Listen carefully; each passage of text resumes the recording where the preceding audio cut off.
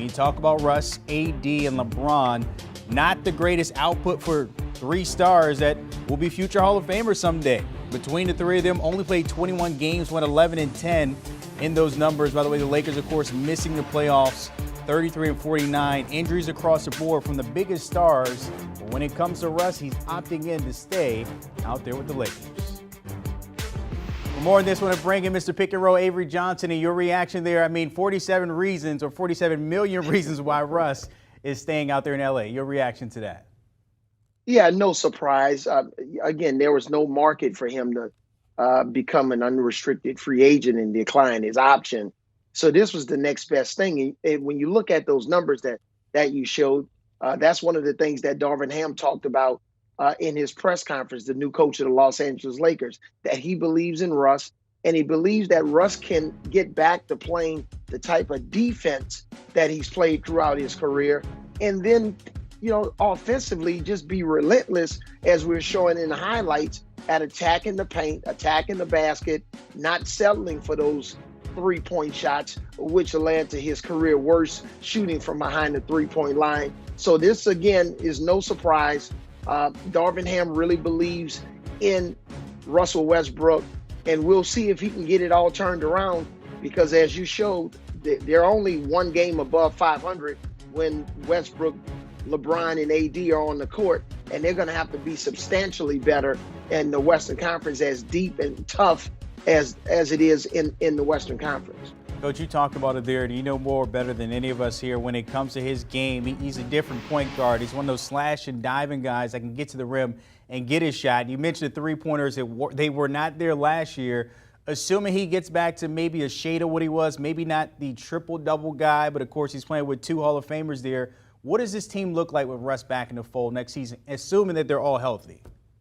Well, even with Russ back in the fold now, he's got to do a better job of taking care of the ball. Remember, he was just a turnover machine throughout the entire season. We saw a little bit of that with Jason Tatum in the playoffs, and that didn't turn out so well for the Boston Celtics. So I just think ball security, taking care of the ball, not assuming that a guy's trying to throw him open like a quarterback does. You can't do that as a point guard. I played the position for 16 years. You got to hit a guy when he's open, on time, and on target.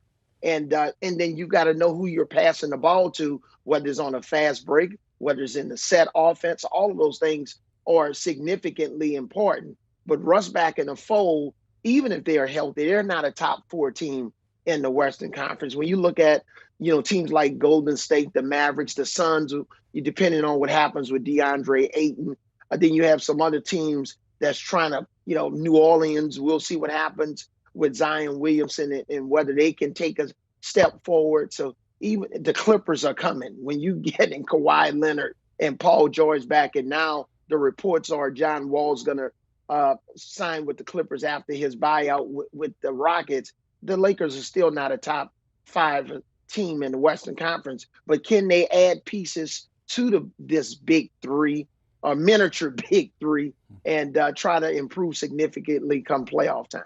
You you mentioned adding pieces there. Between the three of them, they'll account for $129.5 million their cap situation. In other words, not much wiggle room when trying to bring someone in. Of course, now Westbrook at $47 million. You got LeBron at $44.5, and then AD at $38. When you talk about the little wiggle room they have, I mean, what kind of pieces do they need? Because as we've seen with the Warriors winning this past year, it's about the others also helping out this team to possibly extend there in the Western Conference.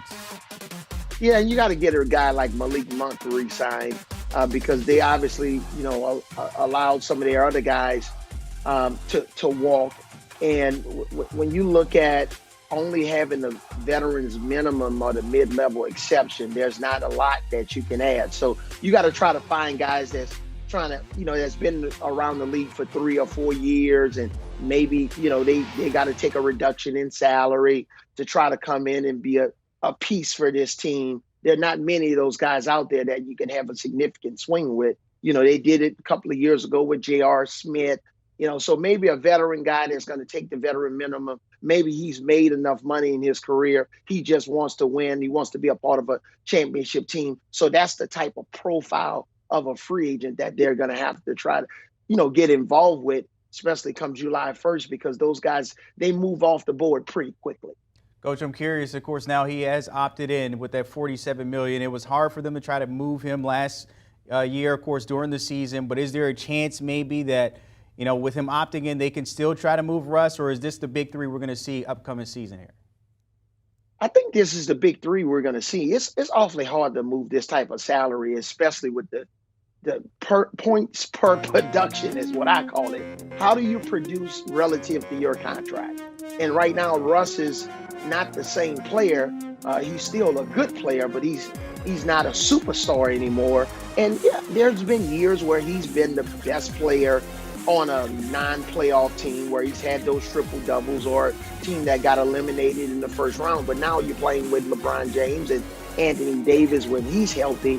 So it's not just the lack of production, it's the lack of attempts, because you're not going to shoot the ball 40 times and be able to get a triple double on 40 attempts because you're the best player on the team. So I just think in this situation, it's going to be hard to move this contract. You see how Kyrie Irving had to go back to the Nets. And I think both of these guys are going to just have to play out this last year and prove to people that they can not only be available, but that they can be productive. I appreciate it as always. Avery Johnson tapping on the breaking news. Russell Westbrook exercising that $47 million opted to remain out there with the Lakers. Taking a look at it, we just mentioned the breakdown, $129.5 million between the big three out in LA. LeBron, $44.5 million, AD, $29 of course.